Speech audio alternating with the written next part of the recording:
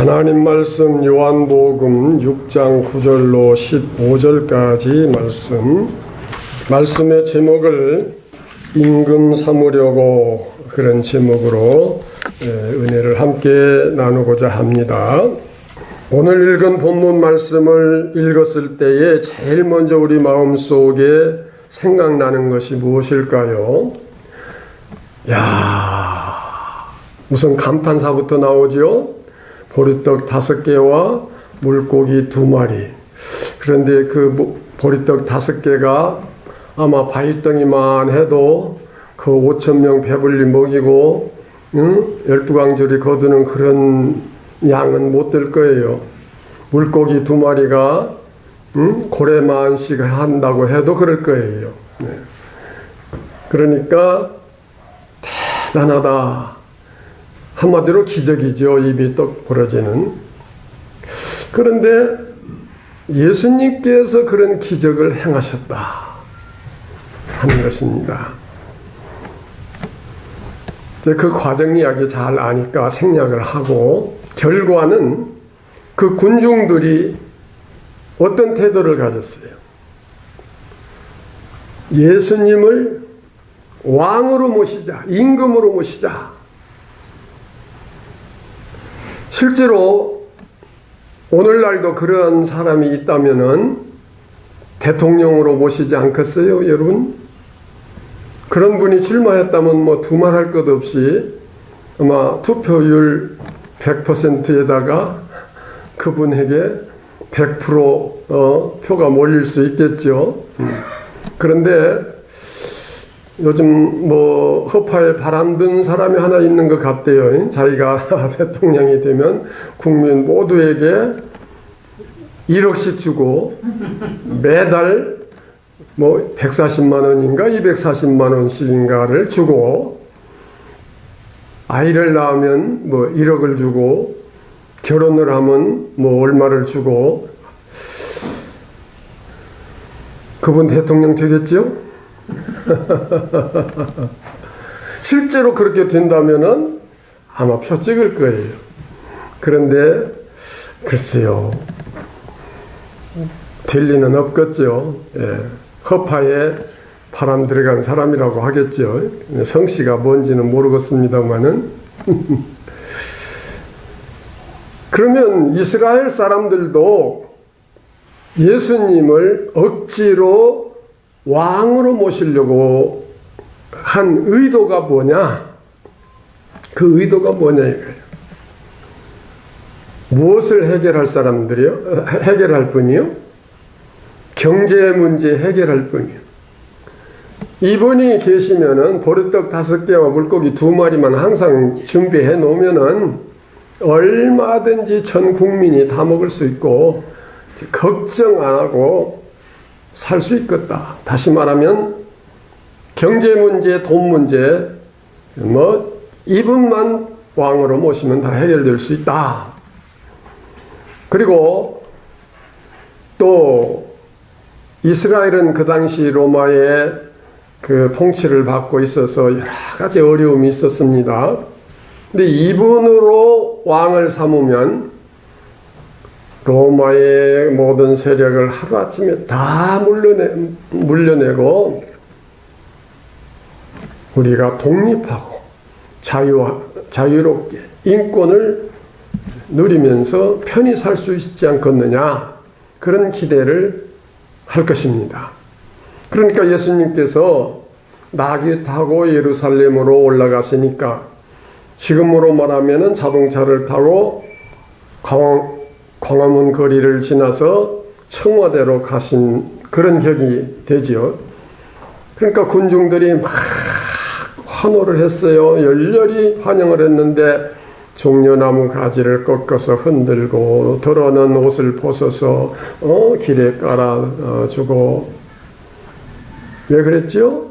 예수님은 지금 십자가에 못 박혀 죽으시기 위해서 예루살렘으로 가시는데, 사람들은 이분이 예루살렘에 올라가신다면 틀림없이 왕이 되실 수 있다. 그렇게 또 왕이 되도록 우리가 밀자. 뭐 그런 의도를 가지고 있었을 거예요. 그런데 오늘 말씀에 보면은 억지로 임금 삼으려고 하실 때 예수님은 어디로 가셨어요? 산으로 가셨어요.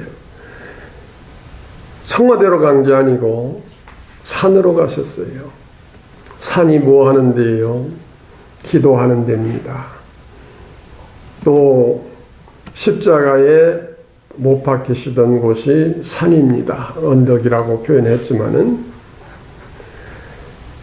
그러면은 우리 이렇게 표현도 할 수 있어요. 보리떡 5개로 그 많은 군중을 모이신 그런 위대한 분을 어떠한 과정을 통해서 도망가게 하셨다. 모시고 같이 있어야 될 분인데 도망가게 하셨다. 산으로 가신 것을 도망가셨다고도 표현할 수 있잖아요. 떠났다고도 표현하실 수 있고, 주님의 표현으로 말하면은 여러분과는 도저히 함께 있으면 안 되겠소. 나는 가야겠소. 가야겠소가 나는 도망가겠다는 표현이 그렇게 될 수 있고, 그냥 좋은 말로는 떠나셨다고 표현을 했습니다. 그러면은 오늘 이 말씀을 우리가 잘 알고 있고, 특히 이 말씀은 사복음서에 다 기록되어 있어요. 사복음서에 다 기록되어 있고, 또 중복해서 기록된 데도 있고, 같은 내용이. 그러면은 이러한 기적을 행하신 목적이 무엇인가? 또 그 기적을 통해서 보여주신 깊은 뜻이 무엇인가를 군중이 알았어야 하는데, 주님이 원하시는 그 뜻과는 정반대된 것을 군중들이 원하기 때문에 주님은 그 자리를 피해서 도망가셨다. 우리 표현으로 이렇게 말할 수 있습니다. 그러면 오늘 우리도 이 말씀을 읽을 때, 주님만 함께 계시면은 먹는 거, 입는 거, 마시는 거, 사는 거, 건강 문제, 무슨 문제, 걱정할 것이 없다. 그렇게도 생각하실 겁니다. 또 조금 더 깊이 들어간 생각은, 그 많은 군중들 중에 어린아이 하나가 특별히 도시락같이 자기 먹을 것을 싸가지고 왔는데, 그것을 자기가 먹어도 부족할 것을 예수님께 드렸다. 그랬더니 많은 사람이 먹고 12강주리가 남았는데, 거둬졌는데, 아마 그 12강주리 어린아이에게 주지 않았을 거냐. 그러니까 오늘 우리도 주님께 항상 바치자. 그 말씀은 조금 그럴듯한 것 같아요. 그러나 오늘 이 말씀을 통해서 우리가 깊이 깨닫고 주님의 음성을 들어야 할 내용은 무엇이냐? 어린아이가 바친 것도 중요해요. 작은 거 조금 그것 가지고 많은 사람들이 먹은 거 참 놀라운 기적이에요. 그러나 주님께서 이 기적을 통해서 우리에게 말씀하신 것은, 비록 작은 것이지만 그 당시 이스라엘의 빵이라고 표현한 그 빵은 오늘 우리들이 그 제빵집에 가서 살 수 있는 팥빵, 고물빵, 크림빵, 그런 빵이 아니죠. 밀가루 그저 반죽해서 우리 부치개처럼 넓죽하게 이렇게 펴가지고 화덕에다 탁 붙여서 구워가지고 이렇게 그걸 뜯어서 먹는 그런 빵이었을 거예요. 주님께서 그걸 받으셔서 5,000명이나 되는 그 많은 사람에게 일일이 찢어서 나눠 주셨을까? 참 시간 많이 걸려서 제일 나중에 먹는 사람은 굶어 죽을 거예요. 예, 배고파서. 예. 제일 먼저 받은 사람은 그런 대로 먹고 배부를는지 몰라도 기다리다가 제일 마지막 받은 사람은 기다리다 죽을 거예요. 예. 그런데 이제 우리가 이렇게 연상을 합니다. 주님께서 이걸 가지고 축사하시고, 근데 축사가 두 가지로 원어에는 표현이 됐어요. 하나는 그 빵에다 복을 내리셨다, 복을 주었다 하는 표현, 그런 단어가 되고, 하나는 감사했다, 하나님께 감사했다. 두 가지 단어로 번역이 되고 있는데 같은 의미예요. 내가 누구를 축복한다고 하는 축복과 하나님께 감사합니다 하는 감사와 같은 뜻이라 이 말입니다. 복은 내가 하나님 앞에 감사할 수 있는 자세가 될 때 그게 복이다. 이렇게 이해하면 좋겠습니다. 그래서 축사하시고 떼어주셨는데 제자들에게 다 이렇게 찢어서 나눠주고 그 이전에 잔디밭에 다 줄을 지어 앉혔으니까 이제 제자들이 나가서 또 이 앞줄은 베드로, 그 다음 줄은 야고보 이렇게 제자들이 나가서 줄줄이 다 나눠줬을 거예요. 그런데 12제자가 5,000명을 다 나눠주려면은 그것도 꽤 시간이 많이 걸리니까 제일 가에 앉은 사람이 탁 찢어서 주면서 다 찢어서 나눠서 먹으시오 이렇게 줄 수 있었겠다. 그런 것 저런 것은 여기 기록 안 했지만은 우리가 연상을 해보면 그렇게도 생각할 수가 있는데, 주님은 이 땅에 오신 목적이 뭐냐면은 우리를 구원하러 오셨는데 구원하시는 방법이 십자가의 죽으심으로 구원을 하셔요. 십자가에 죽으신다는 표현은 자기를 희생하고 쪼개고 찢고 가루를 만드는 그런 것과 같습니다. 그러면은 이 오병이의 기적을 통해서 우리가 진심으로 주님의 말씀을 깨달아야 할 것은, 주님이 축복하시니까 그냥 막 산더미 같이 돼서 많은 사람 먹었다 하는 그런 대박 터졌다가 아닙니다. 찢어서 나눌 때에 기적이 일어났다. 그 찢어서 나눈다고 하는 것은 주님의 십자가를 영적으로 의미하는 것입니다. 그러므로 십자가를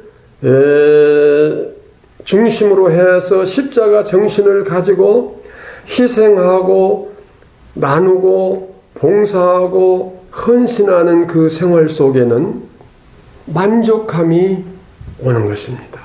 물질이 많아서 만족한 게 아니라 마른 떡 한 조각만 있고도 뭐 하는 것이?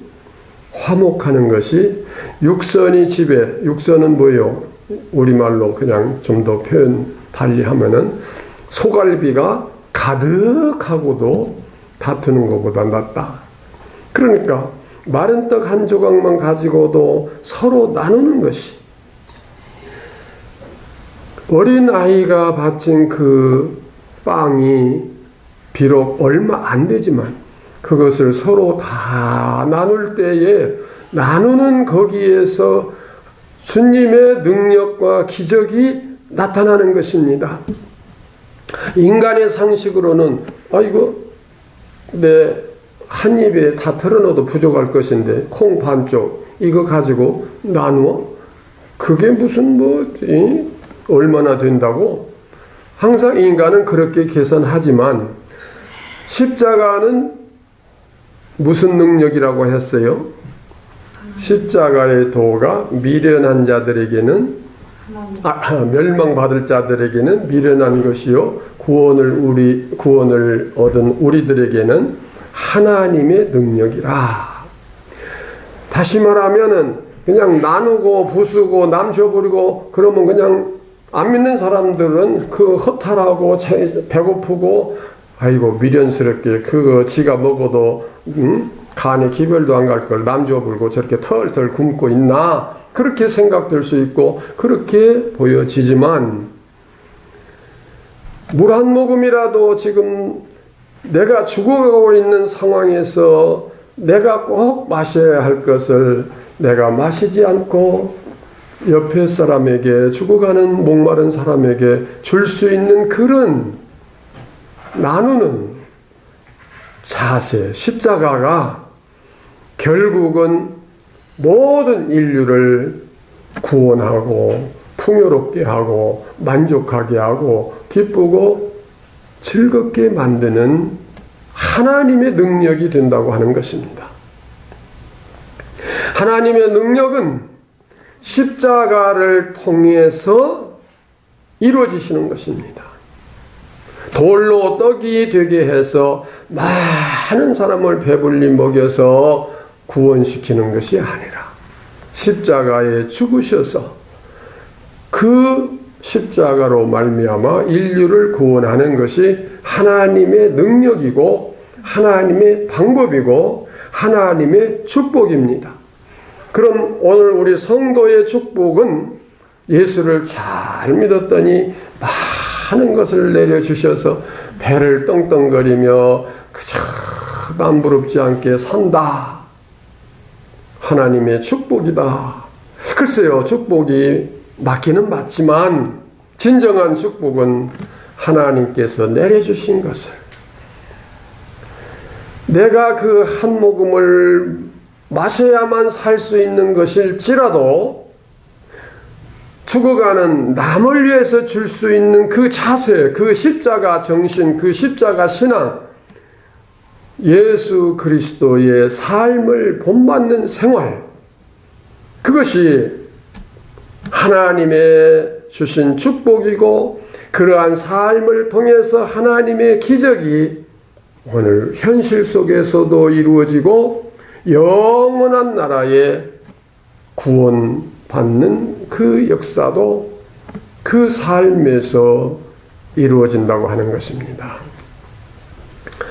그런데 임금을 삼으려고 하는 것은 이스라엘 사람들 그 군중의 입장에서는 그들의 욕심을 채우기 위한 대상으로 본 거예요. 그 욕심이 뭐예요? 이제 배 안 고프고 그냥 배부르게 잘 살 수 있겠다. 로마에 통치 안 받고 억울한 일 안 당하고 잘 살 수 있겠다.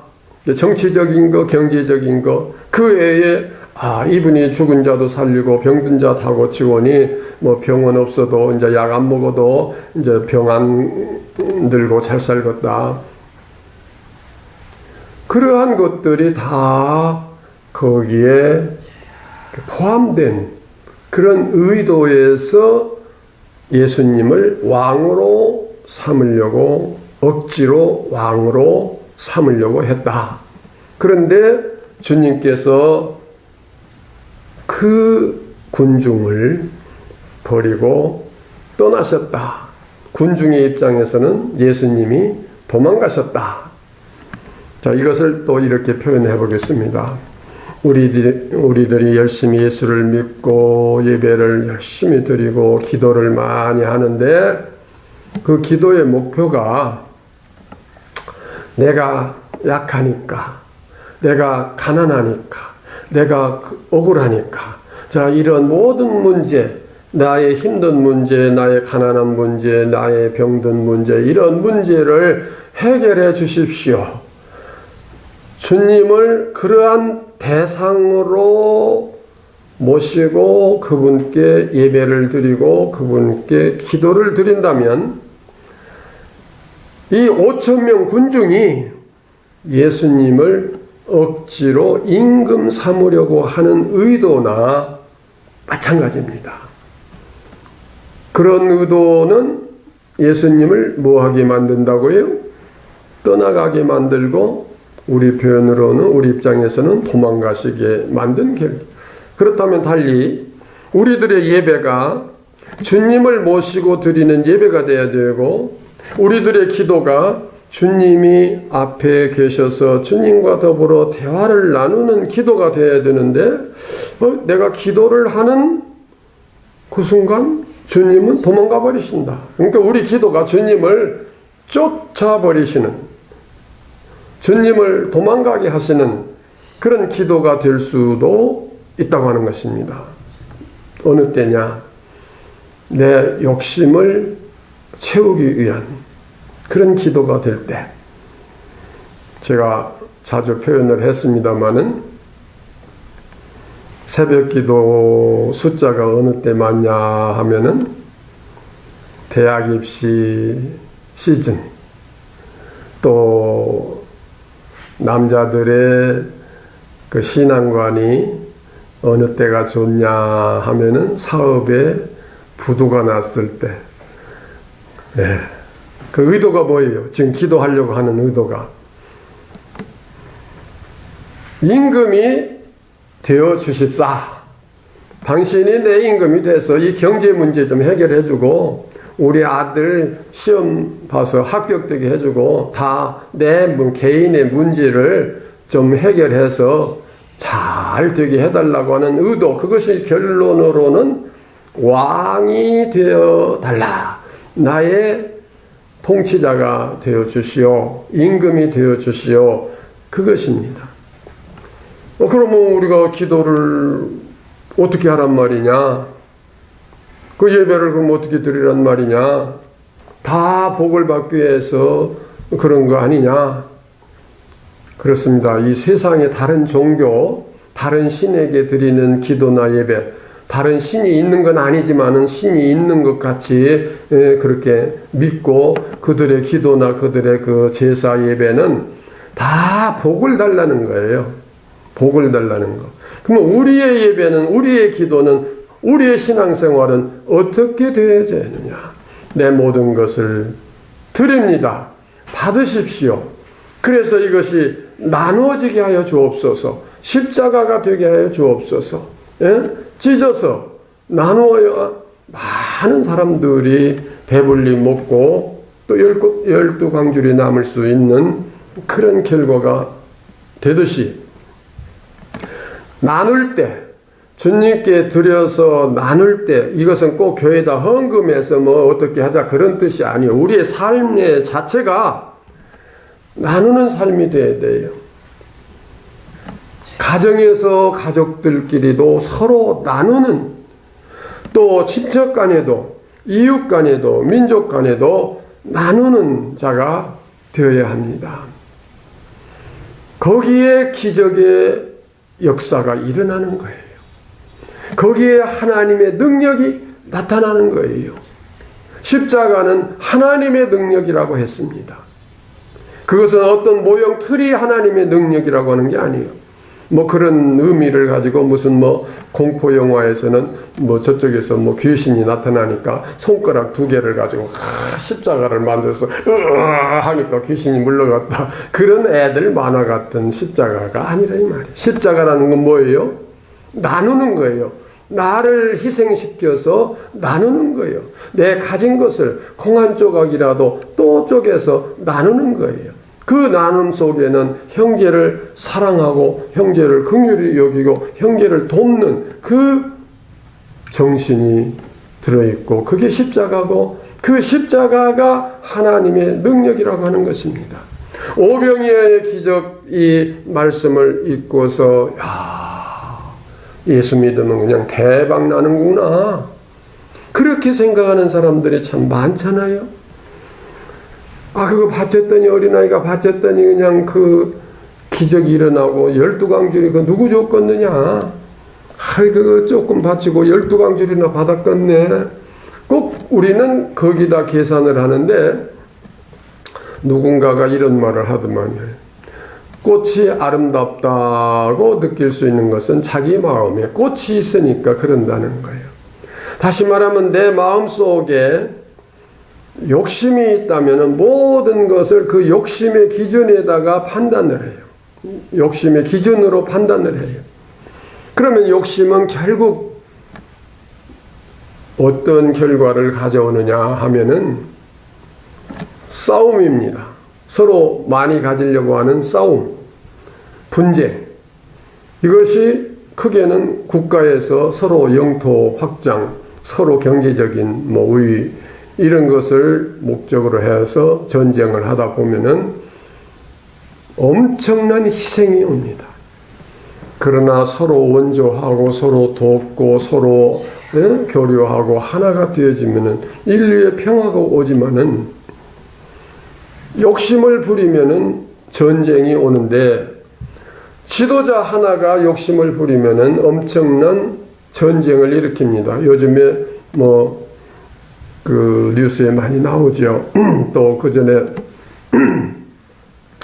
걸프전을 보면은 그 걸프전에서 엄청난 사람이 죽었습니다. 그것뿐 아니고 세계 여러 전쟁, 1차 대전, 2차 대전 여러 가지 사건들 많이 있지만은 그것을 이제 다 묶어서 하나로 표현한다면 근본 원인은 욕심에서 시작된 거예요. 한 민족의 욕심, 한 부족의 욕심, 한 국가의 욕심, 한 지도자의 욕심, 그 욕심이 나누려고 하지 아니하고 빼앗아서 내 것으로 만들려고 하는 그게 욕심이고, 그것이 전쟁을 유발하고 많은 사람을 희생시켰던 것입니다. 자, 정치적인 경제적인 여러 가지 현상은 일일이 다 좀 표현할 수 없겠습니다만은, 결론은 오늘 말씀에 제가 드리고 싶어하는 결론 핵심만 요약해서 간단히 드리면은, 다른 사람 5천여 명이 탈탈 굶게 생겼고 나 혼자 먹어도 작을 것 같지만 이것을 주님 손에 바쳐서 주님이 축사하시니까 그 많은 사람들이 먹을 수 있었다. 그것은 그냥 주님이 복 내리시면 된다, 그런 뜻이 아니라 나눌 때, 작은 것이라도 나눌 때, 우리 속담에 있는 대로 콩 한 쪽이라도, 콩 한 쪽이 아니죠, 콩 반 쪽이라도 나눠 먹는다, 그런 표현을 하잖아요. 나눈다. 우리가 말은 그렇게 하면서 일단은 내 욕심, 내 만족 차려놓고 남으면 어떻게 좀 나누고 그런 생각을 합니다만은, 남아서 남을 주는 것이 아니라 내가 그걸 다 먹고 다 써도 부족할지라도 나누어서 쓸 수 있고 나누어서 먹일 수 있는 그 정신, 그 자세, 그 신앙, 이게 십자가고, 이 십자가 신앙을 가질 때에 상상도 못하고 감히 그런 일이 어떻게 있을 수 있겠느냐, 예측을 못한 결과가 주어지는 것입니다. 예수쟁이들 그냥 나눠주고 어찌고 저찌고 그냥 맨 손해만 본다, 그렇게 표현할지 모르지만은 정말 이 나라에 복음이 들어와서, 십자가 복음이 들어와서 서로 돕고 서로 나누고 서로 하나 되어질 수 있는, 거기서 우리 나라가 세계 10위권 안에 들어가고 있지 않습니까? 예수 믿어서 대박 났다, 그 말이 단순히 예수님께 기도 많이 하고 예배 열심히 드리고 예수 믿었더니 복을 주셔서 이렇게 많이 잘 됐다, 그런 뜻이 아니라, 예수 믿고 십자가 정신으로 살면 그 가정이, 그 동네가, 그 부족이, 그 국가가, 그 인류가 복을 받는 것입니다. 거기는 반드시 십자가가 있다고 하는 것입니다. 그러면 제목으로 결론을 내겠습니다. 예수님을 임금으로 삼으려고 하지 맙시다 라는 뜻이에요. 그것은 예수님을 나를 위한 복의 대상, 나 하나의 만족을 나의 모든 걸 채워줄 수 있는 그 만족의 대상으로 보지 말고, 예수님이 십자가에 죽으신 그 생애의 삶을 우리가 본받고 그 빵을 나누어서 찢어서 다 다 나눠줄 때 기적이 일어난 것처럼 오늘 우리의 삶에서 많고 적음을 떠나서 근본적으로 나누어서 돕고자 하는 십자가 정신이 우리 속에 근본적으로 철저하게 자리 잡고 있을 때 거기에 하나님의 능력이 나타나고 하나님의 기적이 함께 하시는 것입니다. 그것을 구체적인 생활로 표현한다면 선교라 이렇게 말할 수 있습니다. 선교는 단순히 전도지 들고 뭐 예수 믿으시오가 아니라 정말 내 것을 나눠줄 수 있고 내 재산을 나눠줄 수 있고 내 시간, 내 건강을 그들을 위해서 희생할 수 있고 내 모든 것을 나눠줄 수 있는 그 빵을 쪼개듯이 그 찢듯이 나눠줄 수 있는 십자가적인 삶에서 하나님의 기적이 오는데 우리 교회의 궁극적인 목적은 무엇입니까? 선교입니다. 선교 중앙교회입니다. 선교를 위해서 우리는 준비하고 있고 기도하고 있고 선교를 위해서 계획을 하고 있고 그렇습니다. 가진 것은 없는 것 같아도 없어도 나눌 때 더 그 역사가 일어나는 것입니다. 또 개인적으로 여러분 생활 속에서도 선교를 위한 삶을 살기 위해서 모든 목표를 거기다 두고 십자가를 지고 가고 십자가를 삶의 표징으로 삼고 십자가를 따라가는 삶이 되어질 때 하나님의 역사가 함께 하시는 것입니다. 그 빵을 쪼개서 나누어서 5천여 명이 되는 많은 무리가 먹을 수 있었던 그 지적은 쪼개고 나누어 줄 때 되어진 십자가 정신입니다. 이 십자가 정신이 오늘 우리 모든 삶에 함께 할 수 있기를 주의 이름으로 축원합니다. 기도하십시다.